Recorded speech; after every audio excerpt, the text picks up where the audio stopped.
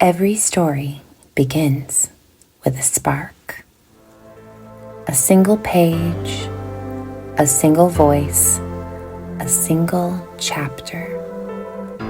Welcome to Chapter 1, where our authors take you on the journey in their own words. Settle in, listen closely.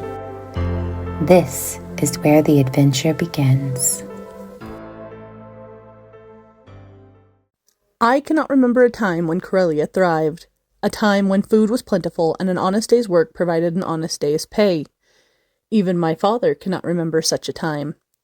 The stories from our ancestors regarding Coralia's greatness are fairy tales to console our children as they lie in their beds at night with nothing to fill their emptiness but a flicker of hope.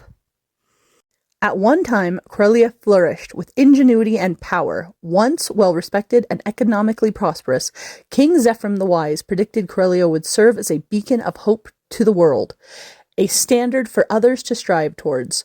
We surpassed the rest of the world in art, literature, trade, agriculture, and production. Oh, but if King Zephyr had lived forever, we might still retain the glory of what Coralia once was and promised to always be.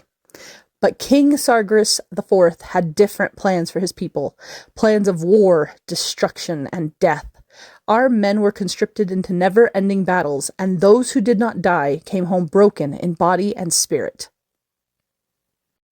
We ran out of money, out of allies, and out of the will to go on. When Sargeras died, the survivors celebrated as only a subjugated people could. Our queen claims she longs to correct the horrors of the reign of Sargeras IV, but her impassioned declarations sputter and die. She taxes the wealthy, yet her people go hungry.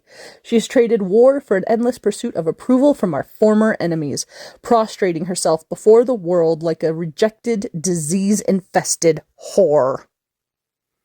When she is not sulking at the tit of our potential allies, she sits in her castle intoxicated and demanding celebrations of her goodness from those who cannot refuse.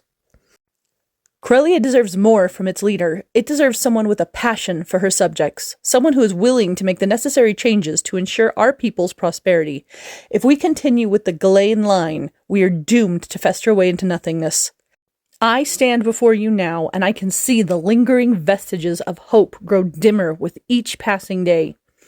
Without nourishment, the flame will die.